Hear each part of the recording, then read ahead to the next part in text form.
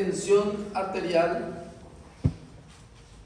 o hipertensión arterial. Justamente lo que vamos a hacer es saber la diferencia entre qué es lo que es presión arterial y tensión arterial. En realidad, para fines prácticos, serían casi la misma cosa, pero medida de diferente forma.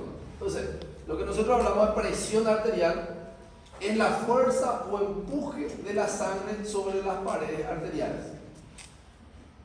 Entonces, lo que nosotros medimos realmente en el paciente es la tensión, no la presión arterial. Si nosotros tenemos un vaso sanguíneo, ¿qué es la presión arterial? Buen día, adelante, tomen asiento.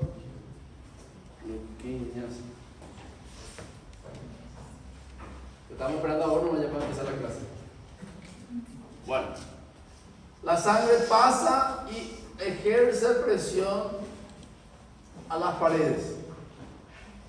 Y esa fuerza que ejerce la sangre se le llama presión arterial. Por lo tanto, con un manguito de esfingomanómetro, eso prácticamente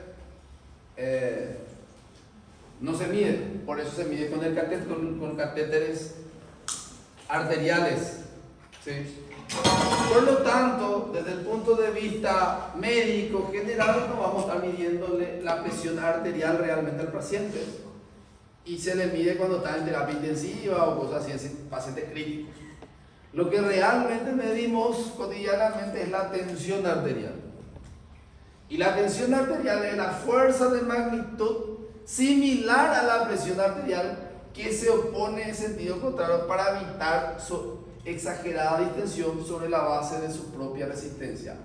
Y es lo que se mide con el manguito neumático catéter. ¿Qué es lo que quiere decir eso? Que la presión ejerce, la sangre ejerce una presión dentro de la arteria, y cuando nosotros tratamos de comprimir con el manguito, ahí vemos la fuerza que tenemos que hacer para comprimir esa arteria, y entonces lo que estamos midiendo ahí es la tensión de la arteria, que al final sería igual que la presión arterial. ¿Se entiende? Ok. Porque eso es biofísica. Sin biofísica tuvieron algunos inconvenientes, también vamos a hacer un poquito más lento. Entonces, en presencia de obesidad marcada y edema, la tensión arterial resulta entonces mayor. Porque si la persona es obesa, va a tener tejido celular subcutáneo, yo tengo que vencer toda esa capa para llegar hasta la arteria. Por eso que de repente los obesos tienen que tener un manguito un poco más grande y todo lo demás. Y si hay edema también. Entonces, ¿qué me quiere decir? Que si bien la presión arterial no va a tener variación con el edema y la obesidad, la tensión arterial sí puede tener variación. Entonces, ustedes saben la diferencia entre precisión y exactitud. ¿Cuál es la diferencia entre precisión y exactitud? Precisión es darle al blanco a algo que vos le querés dar. Y exactitud es darle ahí mismo donde tiene que ser. Si vos tirás un dardo y tenés que acertar este redondo, es preciso acertarle en cualquier lado, pero es exacto darle bien en el centro. Entonces, analógicamente, medir la presión arterial es más exacto que medir la tensión arterial. Pero medir la presión arterial es muy invasivo, por lo tanto no se hace eso desde el punto de vista rutinario. Al fin y al cabo, si le decís presión arterial o tensión arterial, en la práctica normal va a ser la misma cosa, pero para que entiendan que desde el punto de vista médico no es igual. Entonces, ¿alguien trajo un manguito de presión, de toma de presión? Excelente, qué buena que es. Porque ahora se van a dar cuenta lo que ya dieron el año pasado, por eso tuvieron, cuando veía que se medía la presión arterial para los controles que hubo acá en la universidad, ya me decían ya que está todo desastre. Y ahora se van a dar por cuenta por qué. Porque medir la presión arterial no es solo medir la presión arterial así, le pongo en la mano, tiene toda una técnica. Pero antes de eso tenemos que saber qué es la presión sistólica o máxima. La presión sistólica o máxima es el mayor valor obtenido durante la eyección ventricular. ¿Qué quiere decir? que la presión arterial sistólica me está hablando de la fuerza de contracción del ventrículo izquierdo. ¿Sí? Por lo tanto, me está hablando del gasto sistólico y de la velocidad de eyección del ventrículo. Por lo tanto, un corazón débil puede generar una presión débil, que es lo que ocurre en los shocks cardiogénicos. ¿Sí? Ahora, la presión arterial diastólica o mínima es el menor valor observado durante la diástole. Entonces, sístole, presión arterial sistólica; diástole, presión diastólica. Por eso es sistólica y diastólica. ¿Se entienden? ¿Sí? Digan así, miéntanme para yo ser feliz. Sí. Entonces, resistencia periférica. Entonces, ¿qué evalúa? La resistencia periférica arteriolar, la presión alcanzada durante la sístole. Entonces, prácticamente me está hablando de la parte periférica. Entonces, con la presión arterial yo puedo tener ciertos parámetros de cómo está el aparato cardiovascular, tanto en la parte central, que son el corazón, y los vasos en la parte arterial. Entonces tenemos la presión arterial diastólica, que me habla de las arterias. Y esto varía con la viscosidad de la sangre y la volemia. Cuanto mayor volumen, mayor diástole, y cuanto mayor viscosidad, también la diástole va a estar mayor. Por lo tanto, esto se entiende que en una hipovolemia, por eso la diástole es lo que más rápido baja. Ahora hay una situación que se llama presión diferencial o de pulso, o también presión arterial media. ¿Qué es la diferencia entre la presión sistólica y la diastólica dividido 2? Se suma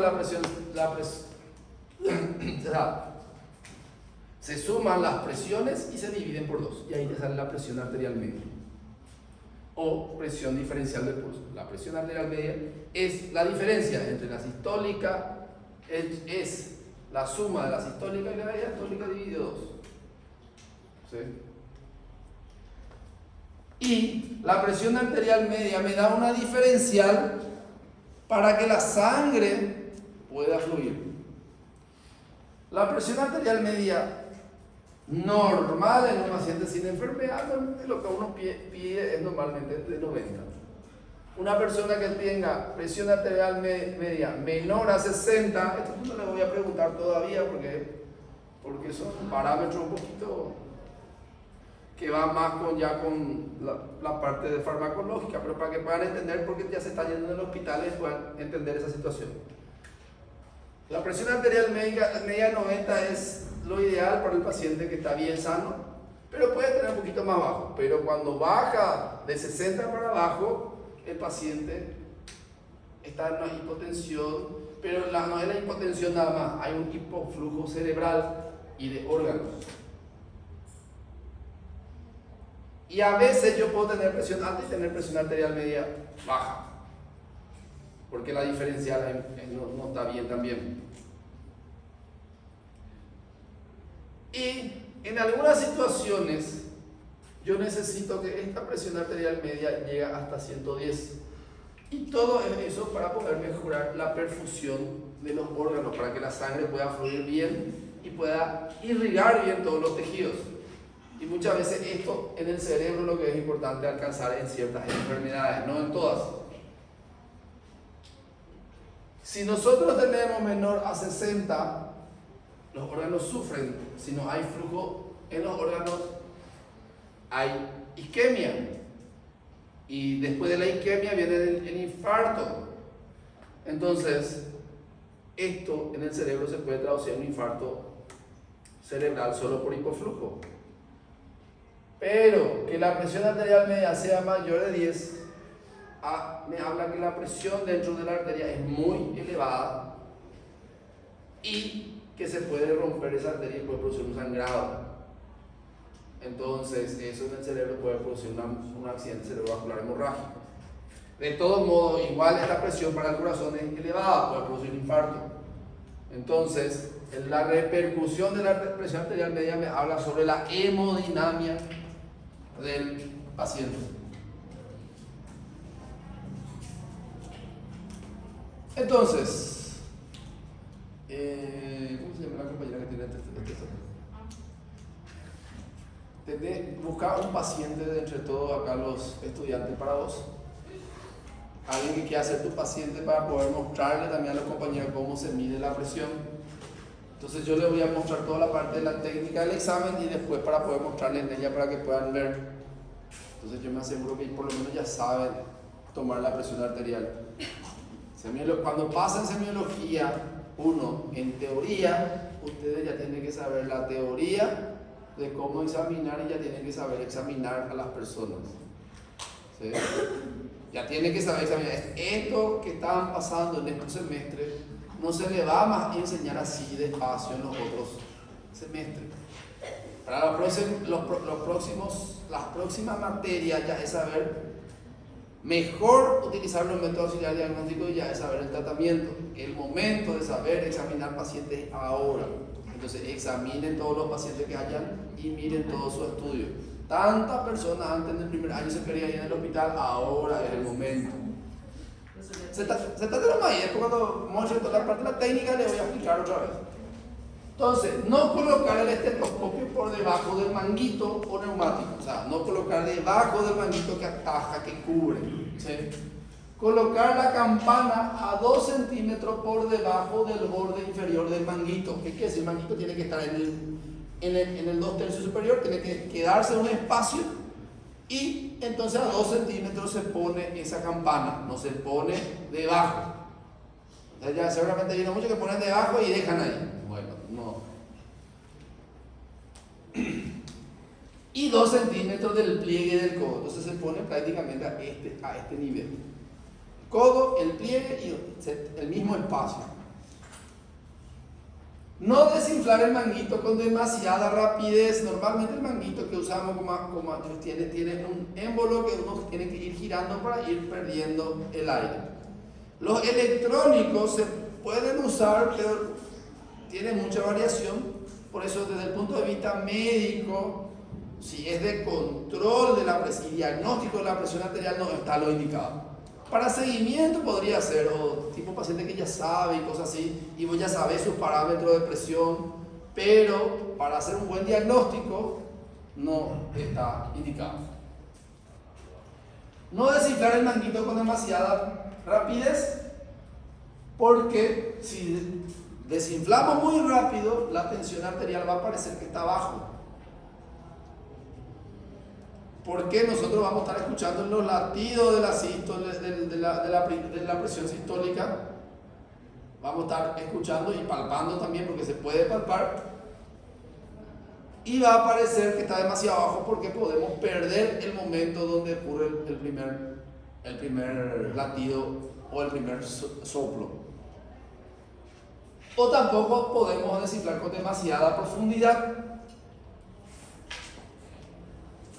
Si hacemos muy lento, la presión arterial diastólica puede parecer muy elevada. Y entonces se recomienda, pero nadie hacemos esto de medir 30 segundos, 50 segundos. Normalmente no, pero tenemos que ir abriendo de una forma no tan lenta ni no tan rápida. Por lo tanto, eso es práctica. Al principio incluso se tranca, es más duro, otro es más blando. Tengo que conocer mi material de examinar, por eso cada uno tiene que tener su tensión arterial.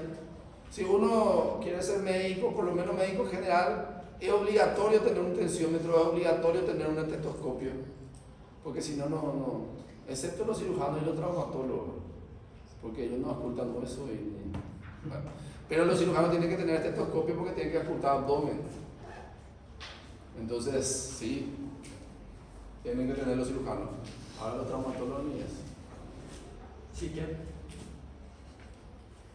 Ellos son médicos. Vale, sí. Ok. Constantí. Son todos mis amigos, pero están todos locos, peor que yo. Entonces, El manómetro hay que calibrar de forma periódica. El que es por presión. Los electrónicos es más de uso familiar y no médico, no es ideal que se usen los médicos. Y el tensiómetro de mercurio es lo más fidedigno, lo más exacto, pero ¿por qué se dejó de usar? Porque el mercurio es contaminante ambiental y entonces por ese motivo, y es tóxico. Pero en los hospitales anteriormente se tenía eso como, y en algunos hay todavía.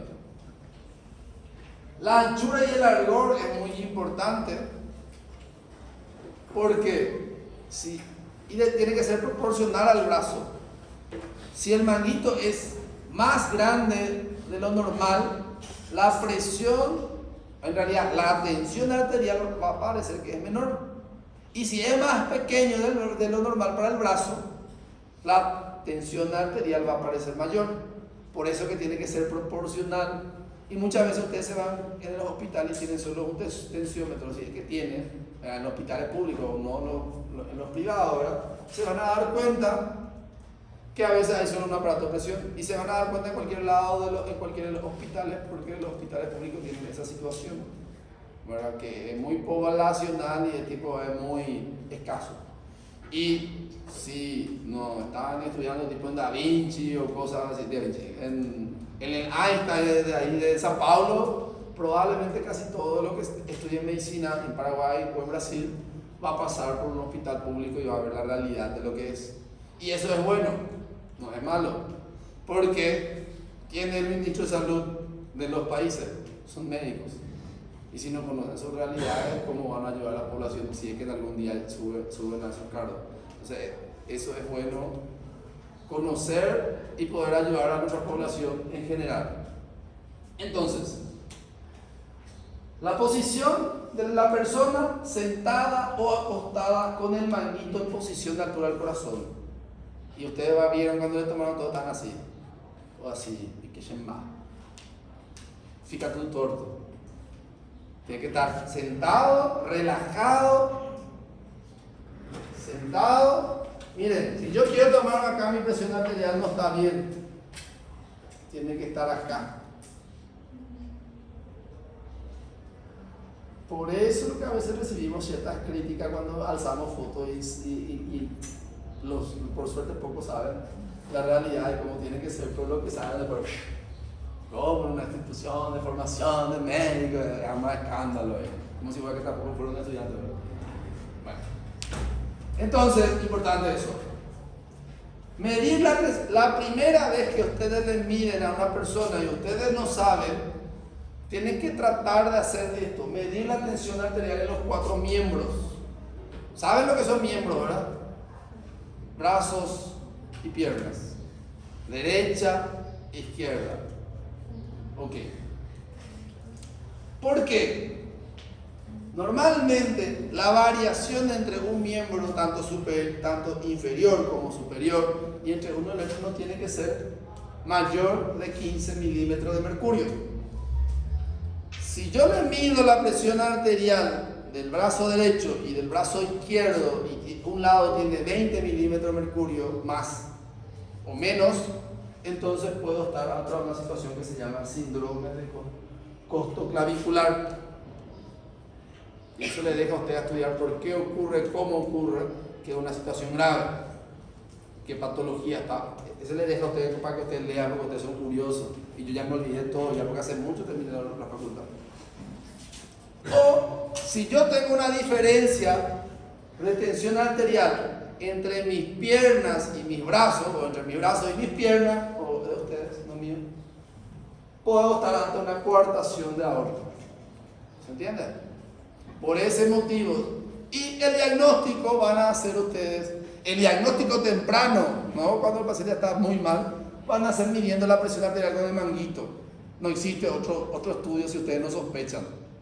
¿Se entiende? Y esto puede ser causa de hipertensión arterial en personas jóvenes también, y no en adultos.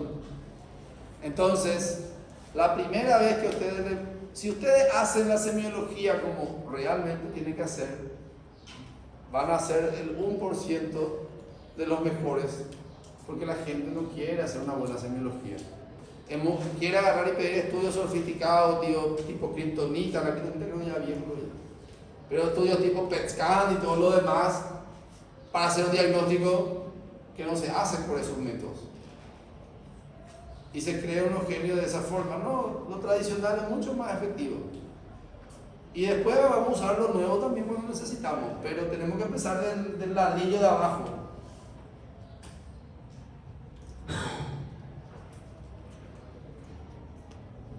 Eso es el comienzo a medirle. Ahora, yo tengo que medirle al paciente sentado, pedirle que se pare, le mido otra vez y después tengo que esperar otra vez 2 minutos y medirle otra vez.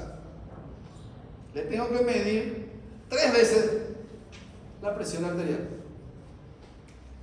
para descartar otra situación, hipotensión ortostática. Y así se controla la hipotensión ortostática. No existe otro método que te hable de cómo diagnosticar hipotensión ortostática. La hipotensión ortostática es una de las causas muy frecuentes de pérdida del conocimiento.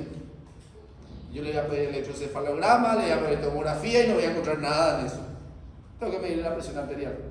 Y tengo que medirle la presión arterial en esos 3 tiempos. O pedirle un TIL test. ¿Qué es un TIL test? Averigüen también. ¿Qué es? Porque eso se habla en síncopes. Entonces, anote el TIL test y averigüen cómo se hace. Ok. Entonces, para eso pedimos medir al paciente sentado, de pie inmediatamente y luego a los 2 minutos. Para ver hipotensión ortostática. Si el paciente tiene hipotensión ortostática, yo puedo averiguar, estas no son las causas más frecuentes de hipotensión ortostática. Pueden existir otras causas más, pero esto es lo más frecuente y lo mínimo que ustedes tienen que saber. Ustedes tienen que saber que la universidad les enseña lo mínimo que ustedes tienen que saber como médicos. Si se sienten presionados ahora, bienvenidos a la vida médica. Eso es nuestra vida realmente. A no ser que sea como Keynes o que te van a Estados Unidos en tu vacación. Entonces, la insuficiencia autonómica idiopática o secundaria de la diabetes mellitus. Miren, secundaria de la diabetes mellitus. La segunda patología más frecuente que más mata en el mundo. Entonces, ¿voy a tener pacientes con hipotensión ortostática? Obviamente que sí. Voy a diagnosticar y ahí depende ya de ustedes. Si prestaron atención a la clase, yo creo que si un 30% de acá sabe esto, yo ya estoy feliz de esta clase. Ya le vamos a hablar a muchas personas. La hipotensión arterial produce hipotensión ortostática, o sea, que la presión esté bajo mismo. ¿Qué es lo que hace qué es lo que es la hipotensión ortostática? Cuando uno se levanta, cae la presión por gravedad, disminuye el flujo sanguíneo en el cerebro y se desmaya la persona. ¿Por qué? Porque no llega oxígeno al cerebro, el cerebro deja de funcionar. Entonces la persona pierde el conocimiento. La causa más frecuente de pérdida de conocimiento. Y ese se vaya al neurólogo. Y así yo gano plata fácil. Y la gente se estresa por ganar dinero.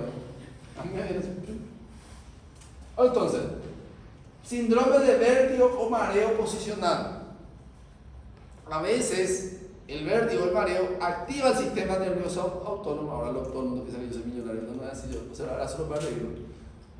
Entonces, el vértigo o mareo posicional, el vértigo puede ser un diagnóstico diferencial de una hipotensión ortostática. Porque también cuando hay una hipotensión puede haber sensación de mareo. Personas que reciben tratamiento con beta bloqueante, atenolol, propanolol, todos esos, carvedilol, todos esos beta bloqueantes que se utilizan para la hipertensión también puede producir hipotensión ortostática. Entonces, si viene un paciente hipertenso que tiene alteración en la conciencia y cosas, tengo que ver si no es por su medicamento y ajustarle, modificarle por otro o cosas así. O si no sé, le envío al que sabe, le digo al cardiólogo. Y los ancianos también suelen tener hipotensión ortostática porque sus arterias, que tienen el reflejo de producir vasoconstricción y vasodilatación, son más lentas. Entonces cuando se paran, normalmente cuando se para la distribución, el organismo tiene que hacer que la presión no se modifique mucho para que la perfusión cerebral se mantenga. Pero en los ancianos ese mantenimiento es más lento, entonces cuando se para, se cae. ¿Qué tratamiento se hace en esto? Y se le dice al paciente mayor que tiene eso, que tiene que sentarse por 5 minutos, esperar un rato y después se levanta. Y si es posible tener un bastón, porque de repente puede tener un mareo, y si tiene un apoyo no se va a caer. Causa frecuente de caída y fractura en adultos mayores. Es muy frecuente la hipotensión ortostática, frecuentísimo.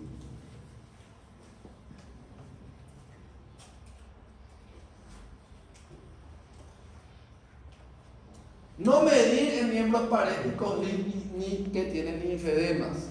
Si yo quiero controlar al paciente que está internado, no se tiene que medir en el miembro que está débil, ni en el miembro que tiene todo edema o linfedema. Por ejemplo, cáncer de mama, que de repente tuvo infiltrado a ganglio y después está así de grande, yo quiero medirla y no, tengo que tratar de medir a otro lado.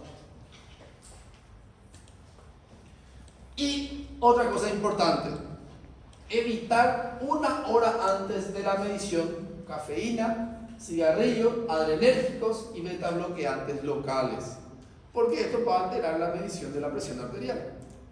¿Sí? Puede aumentar la presión arterial o disminuir. Y no ingesta de alcohol 2 horas previas. Hay una situación también que se llama hipertensión de bata blanca.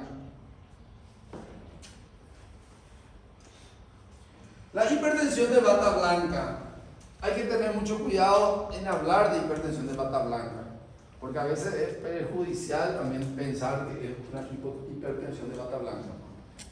Es aquella persona que tiene tipo como un pánico, un pavor a los personales de salud, no solo médicos, puede ser enfermera o puede ser alguien que tenga solo la bata blanca, y cuando esas personas le miden, su presión está siempre elevada, pero en realidad su presión normal no es elevada.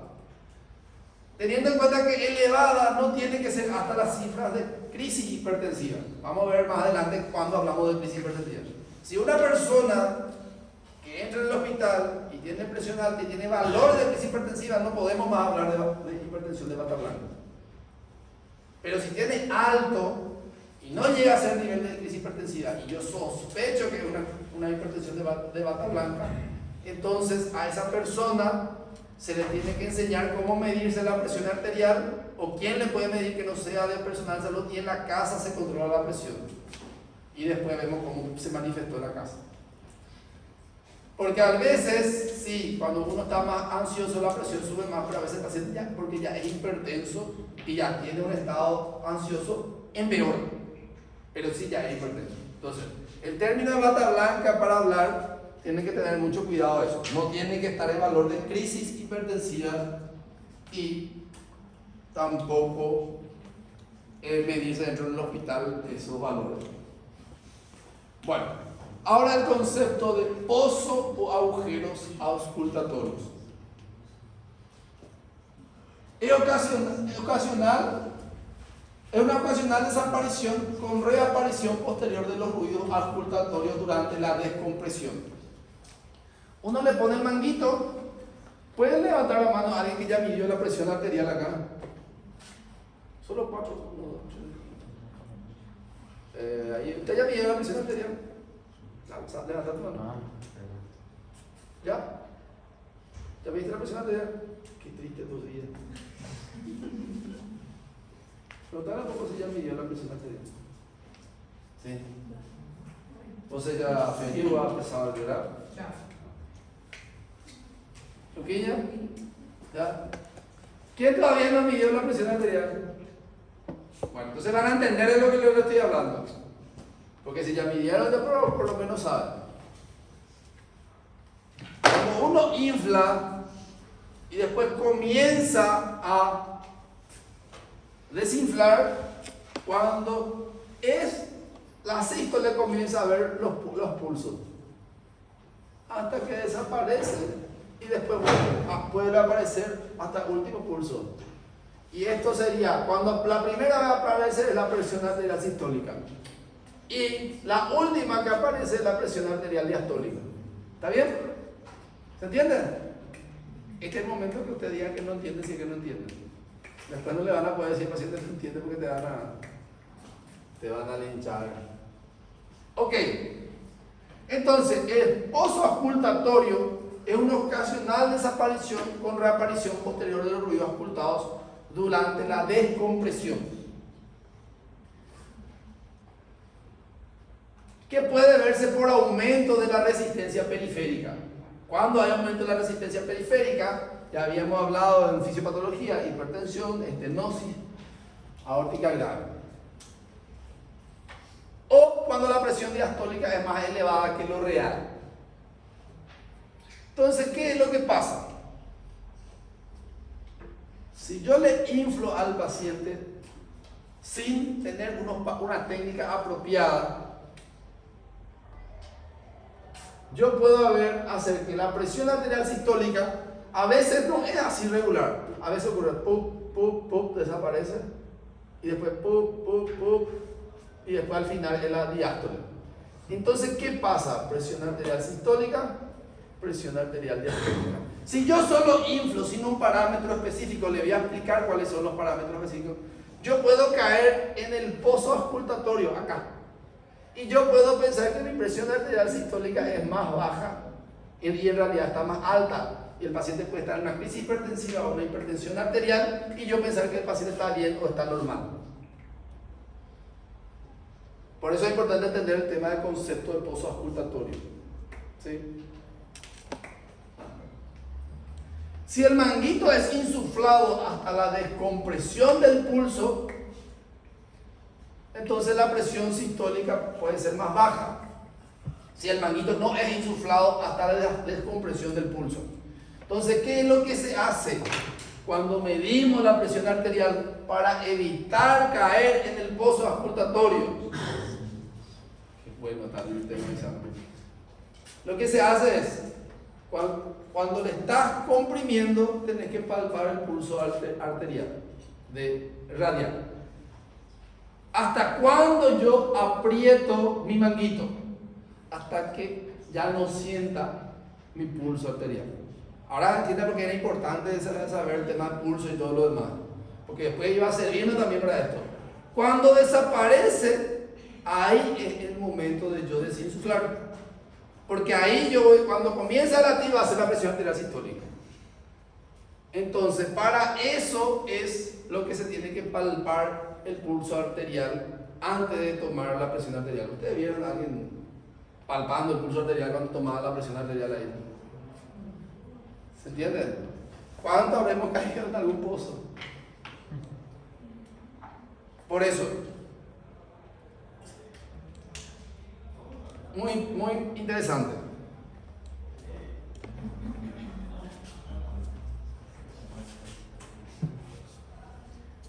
Y medición ambulatoria de la presión arterial o mapa. Es como el holter que se pone en el corazón para el electrocardiograma por 24 horas, pero es un manguito que te mide la presión durante 24 horas. La presión arterial que nosotros le medimos a la persona, le medimos en ese momento. Estamos sabiendo como una foto nomás de lo que está pasando en ese momento. El mapa es como un vídeo de 24 horas que yo estoy viendo todo lo que está pasando durante todo ese tiempo y toda esa variación. Por lo tanto, puedo saber más cosas que están mal que solo una foto. ¿Se entiende? ¿Y qué es lo que me ve? Las cifras menores que en los en los consultorios. Entonces, ¿qué quiere decir? Que de repente ese paciente que tenía hipertensión de bata blanca, yo puedo ponerle el mapa y se va a la casa. El mapa no se tiene que hacer dentro del hospital, porque pedirle mapa a un paciente tiene que ser lo más normal, su vida más normal posible, porque lo que nosotros queremos saber si su presión varía en su situación, en su vida cotidiana. Hay que tener en cuenta que también en el periodo de sueño la presión arterial tiene que bajar. ¿Y qué pasa? Uno le trata la presión a un paciente. Miren, este ejemplo es muy frecuente también, no es nada infrecuente. Y teniendo este concepto le van a ayudar a muchas personas.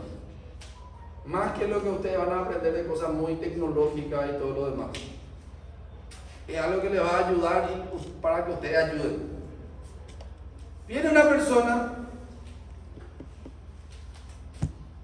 que es hipertensa o puede no ser hipertensa, conocida, le toman esa presión, la presión está todo bien, tiene algunos síntomas tipo dolor de pecho, cefalea,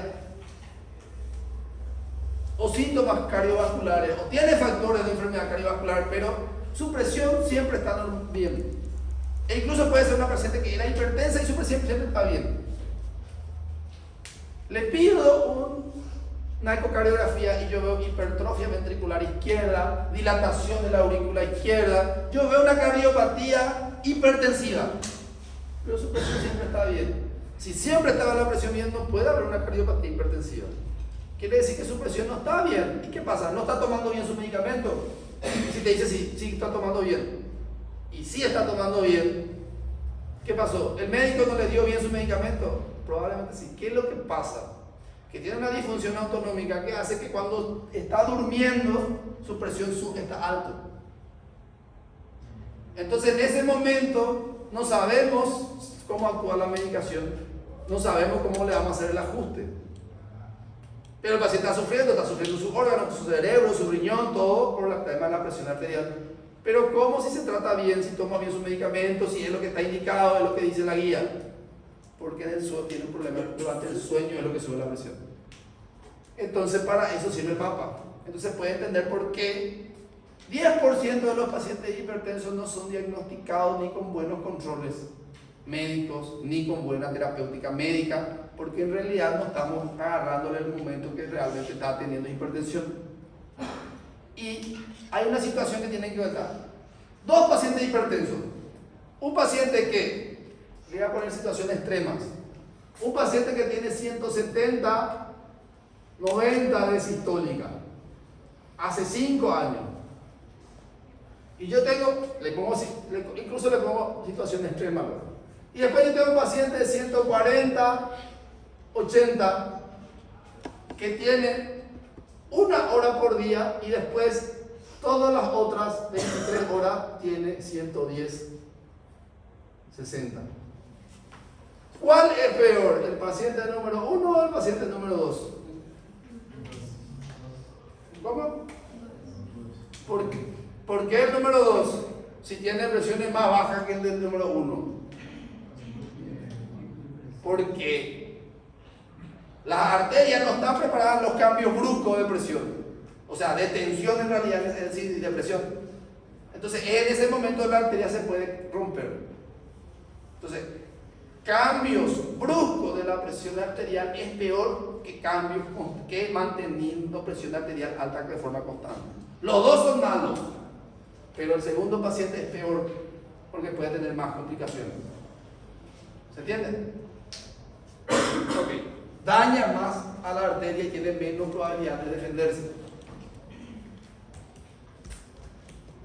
Ok. ¿Para qué sirve la medición de la presión arterial? EMAPA. Confirma el diagnóstico de hipertensión en los casos limítrofes y transitorios. Limítrofes, ¿qué quiere decir? Este paciente un día está bien y el otro día parece un poquito alto. En una semana parece bien un poquito alto. Y yo no sé si es realmente hipertenso o no hipertenso. Este te va a hacer una media de cómo está manteniendo y me va a clasificar y me va a decir, la hipertensión de este paciente es elevada, estadio 1, estadio 2. Te va a estadificar. O aquellos pacientes que durante la medición no sabemos bien y a la noche tienen presión alta. O aquellos que parece que tienen hipertensión en bata blanca, pero en realidad tiene o puede que no también. Calificar la magnitud de la hipertensión arterial ya reconocida, ya la había contado. Establecer su relación con determinados eventos diurnos. Observar los cambios provocados por el sueño. evaluar la eficacia y la duración del efecto del diagnóstico agente empleado en el tratamiento. O sea, me sirve de diagnóstico, pronóstico, seguimiento.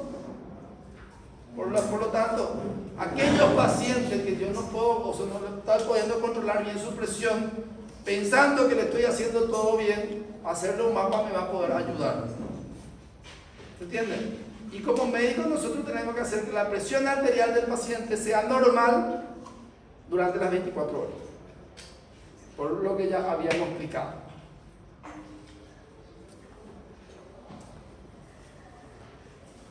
Esto tienen que saber. La clasificación, la categoría de la presión, la clasificación de la presión. Esta diapositiva tiene más de 7 años. Y esta clasificación todavía no cambió. Por lo tanto, no es algo del otro mundo que lo que le estoy mostrando. Es tipo una vez cuando di escala de Glasgow y casi le echaron al decano porque le di yo escala de Glasgow. Menos mal de que en ese entonces era neurólogo, era casi, él se rajó así, quitó su cabello. ¿Qué es lo que yo estoy formando? Pues son cosas básicas, esto es básico. Tienen que saberlo. Si esto no saben, no van a poder hacer diagnóstico de hipertensión.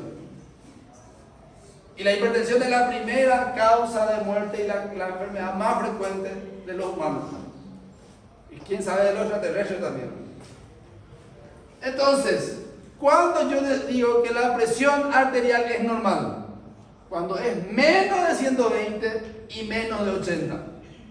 O sea, 120 y 80 ya es una presión elevada, no es más normal.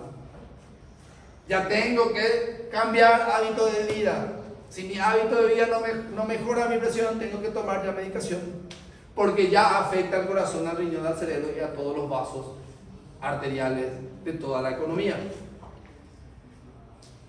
Entonces, elevada 120 a 129 de sistólica y tiene que ser todavía menor de 80.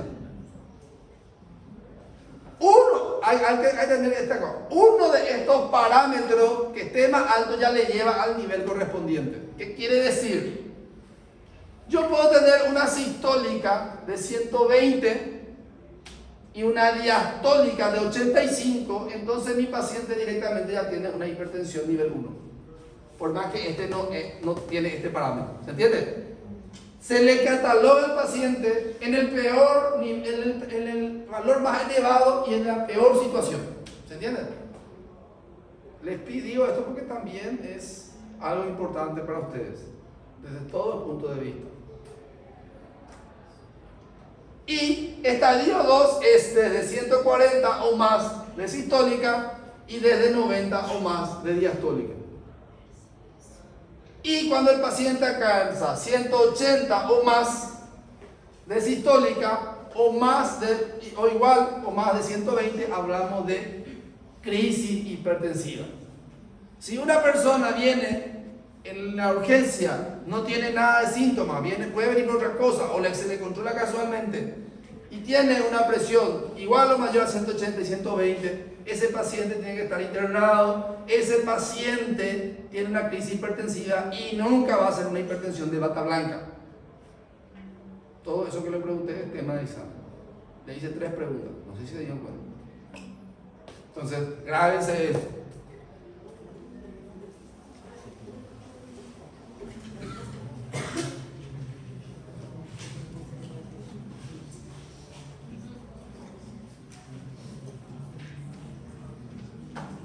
¿Por qué se produce aumento de la presión arterial?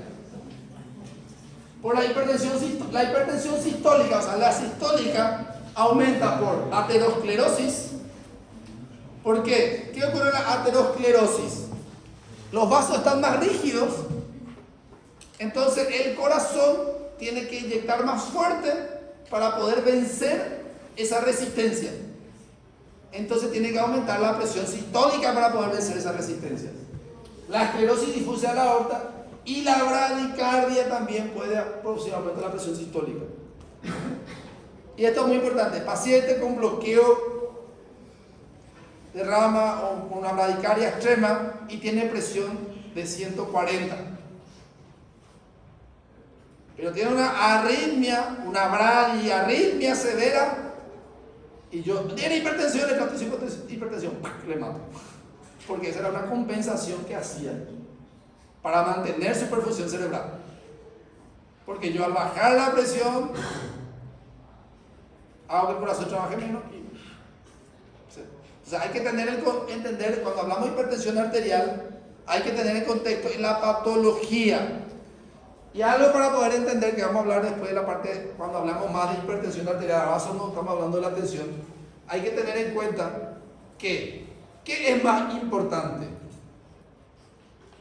¿Hablar de hipertensión arterial o hablar del daño de órgano? Obviamente que hablar de daño de órgano. Entonces, una persona con hipertensión arterial y tenga daño de órgano, tengo que controlar la presión arterial, pero depende del órgano que está afectado. Para dar un ejemplo clásico así, no sé si es clásico, ¿verdad? Pero yo le digo que es clásico.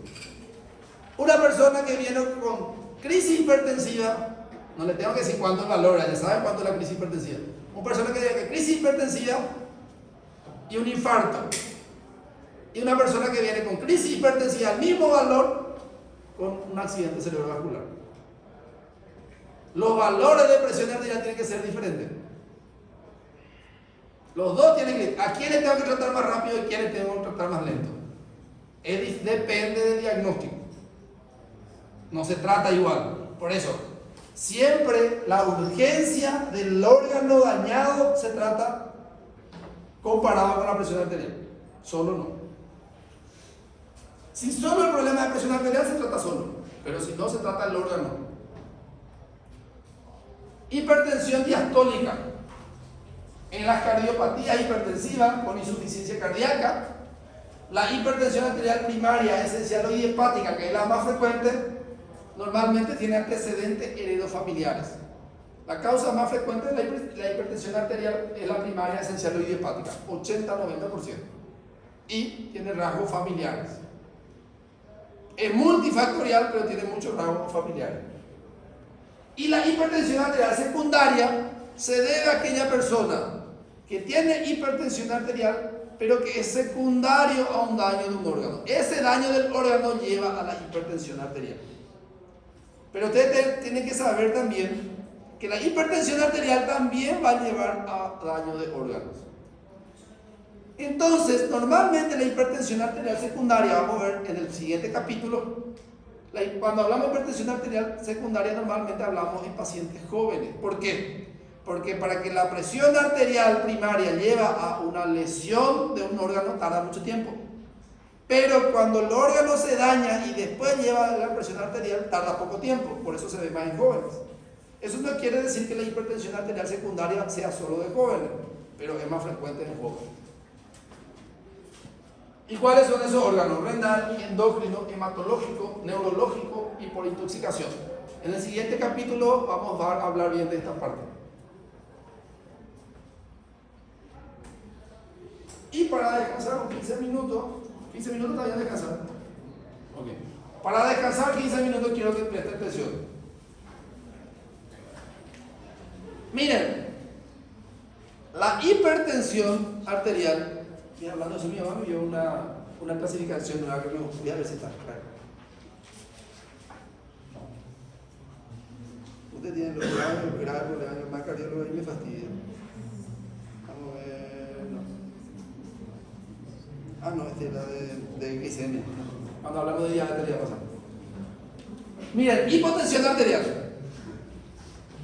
Dijimos que la presión arterial tiene que estar menos de 120 y tiene que ser hasta 110. Pero debajo de 110 ya hablamos de hipotensión.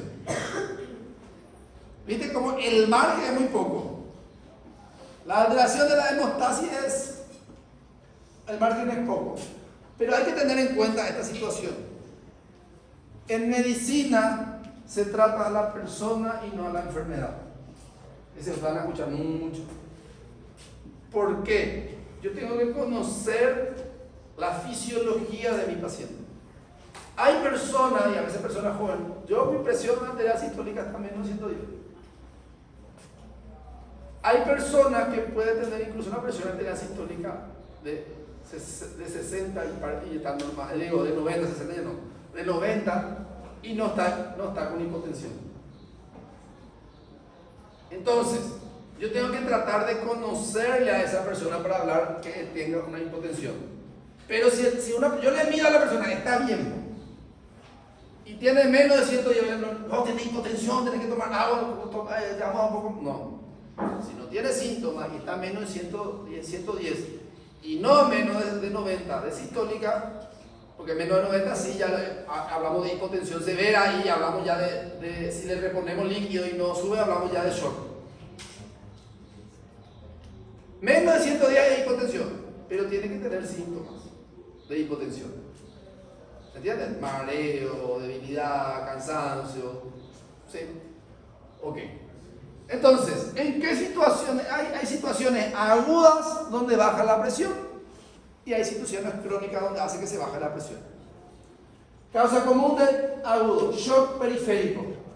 El shock periférico por anemia aguda, o sea, pérdida de sangre, hemorragia, deshidratación, sepsis.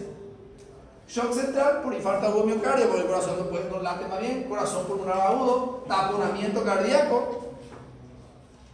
Y la crónica persistente, por ejemplo, la enfermedad de Alzheimer, la caquexia, y a veces las causas pueden ser idiopáticas. A veces la persona no tiene una causa de que hace bajo presión, pues también ocurre. Para hablar de hipotensión postural ortostática, ¿se acuerdan que yo les dije a ustedes que se le tiene, cómo yo sé que una persona tiene hipotensión ortostática? Cuando la presión arterial le mido y cambia de acuerdo a la postura. Normalmente cuando yo estoy sentado o acostado y después me incorporo, mi presión arterial tiene que agarrar y máximo puede variar 20 milímetros de mercurio. Si al yo incorporar mi presión arterial baja a 20 milímetros de mercurio de la presión sistólica, a eso se le llama hipotensión ortostática. Tenga o no tenga síntomas. Entonces, ¿qué quiere decir? Le voy a tratar de ser un poco más gráfico lo que estoy tratando de hacer entender. O sea, el portatorio no necesita.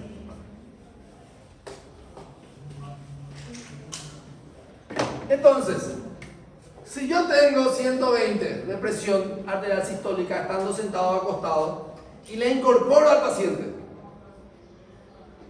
o sea, es así, el paciente está acostado.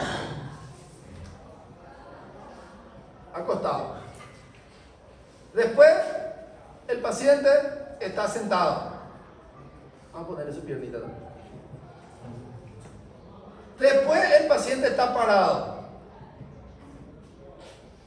Y después el paciente sigue parado 2 minutos. 2 minutos. 2 minutos. 2 minutos. Bueno, en realidad acá. Así. Paciente acostado. Le mido la presión arterial. 120. Le mido, le hago parar, espero 2 minutos. Sentar, espero 2 minutos. 130. Okay. Yo en mi mente desordenada. 130. Y le sigo, le digo para que se pare. 110. Esta era la base. Espero 2 minutos. 120. Esta era la base de ustedes cuando estaba acostado. Con respecto a esto, tiene que variar 20. En esto prácticamente subió, bajó 1, se mantuvo igual, no pasó nada. Pero si en alguno de estos lugares ocurre esto, 120 dijimos, tiene que ser más de 20. Entonces tenemos 99. Acá. Entonces acá ya hacemos hipotensión ortostática. Pero puede ser que ahí se mantenga normal y hace acá. Entonces hablamos de hipotensión ortostática. Pero puede ser que se mantenga bien acá, acá y aumente acá. Entonces ahí hablamos de hipotensión ortostática. Si al variar la posición hace un descenso de más de 20 milímetros de mercurio, es una hipotensión ortostática. Por el paciente va. Puede o no tener síntomas, pero supresión es el primer síntoma que tiene, la disminución, signo en realidad. Puede o no tener síntomas. Entonces se le tiene que medir la presión al paciente en los 4 miembros, en reposo y parado a los 2 minutos. E incluso, si ustedes se acuerdan de fisiopatología, creo que hablábamos de hipotensión.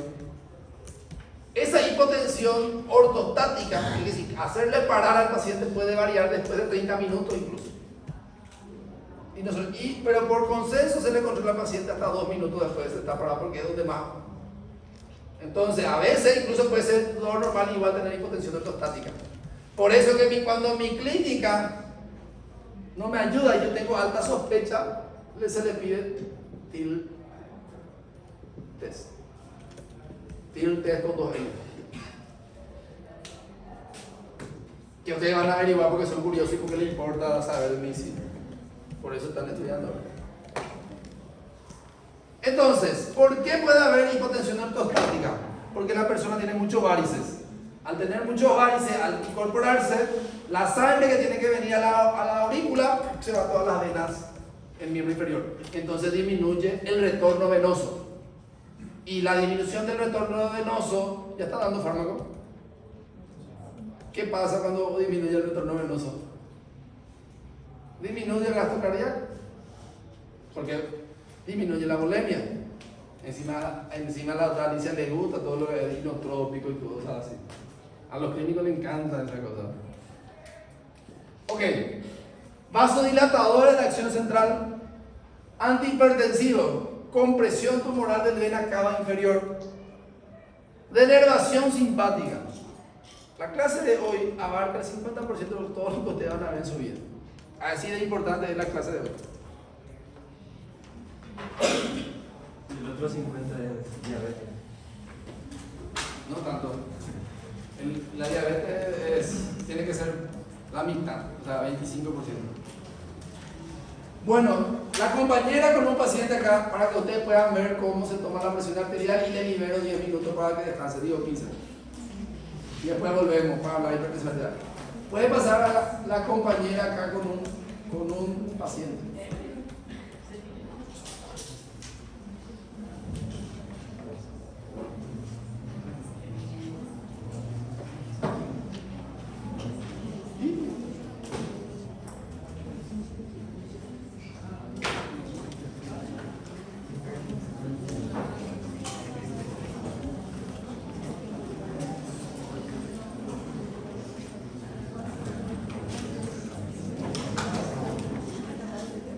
Ya le dije a Eder para que nos cree el team para los lunes. No va a empezar el lunes, va a ser para recuperar las clases que necesitemos. Porque no hicimos, que nos faltó el año pasado. Para que nos cree ya el link del team.